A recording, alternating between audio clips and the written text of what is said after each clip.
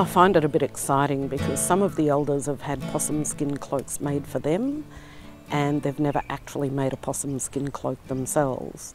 And that's from cutting to, sewing, threading the needle and literally sewing the pelt, which is quite tough sometimes, to them then designing the possum skin cloak. So the whole process has been, pretty amazing for them. Well, Marie, she know how to do it, and she showed us how to do it, and we done the sewing and that, and boy was it hard.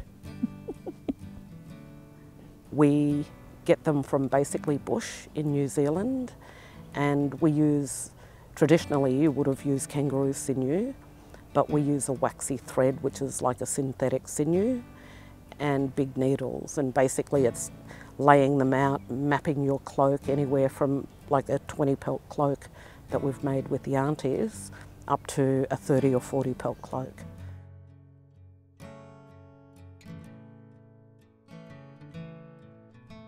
I asked them what stories they would like to tell on their cloak, and my job as the artist is to bring those stories together collectively. It's brought back a lot of memories for Mum, like with the river.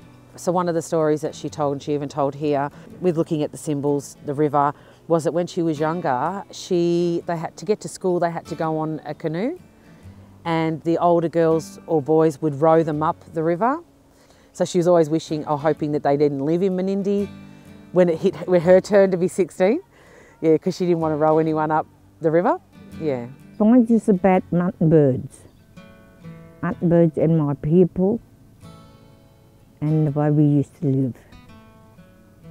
I think I've based it mostly on, because I've got one of my own, that's about my children, so I based this on being with other women and coming together.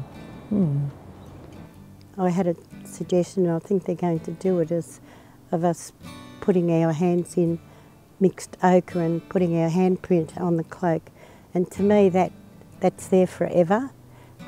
We're still part of that cloak, that our handprint's on there, so I think that'll be good. Auntie Pat was the last one today, and so once the cloak is wrapped around you, it's sort of being wrapped in the love of everybody that's been part of the project. We have been told that we have the opportunity to borrow it if we want to, and I think it'll become quite well known actually.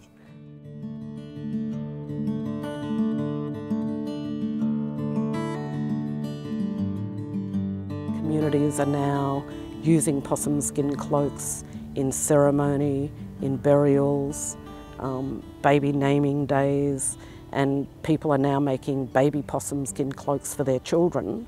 So as they grow, the cloak will grow, and generally, like in the old days, people would be buried in their cloak, and there are only 6 historical cloaks left in the world. So it's all around that cultural revival and passing on cultural knowledge. I think that for me it symbolises our history. It kept us warm, it kept us cool, it was a protection for us. If you feel like you've got a connection, a real connection to your history and so to your ancestors, yeah. It's like a hug and a healing thing. If you don't feel good, I've got one at home, I wrap it around me and